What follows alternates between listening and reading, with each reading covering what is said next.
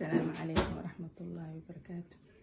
وإذن سلام صاحبتيدا أصحابتيدا aan jeclahay oo soo xiiso salaamantihiin maanta waxaan la qaybsanaa khado khatar ah oo noo sameeyey baabaheena xamuud Cabdullaahi Abu Axmed. maanta waxaa soo xasuus maqaayada Joonya amba baarka Joonya oo ka shaqeyn jir Soomaali aan soo xasuusaha yiri qada khatar oo noo soo tuuro maasha Allah. waa kaas waxaan qaybsanaa. salaamantihiin. Assalaamu calaykum.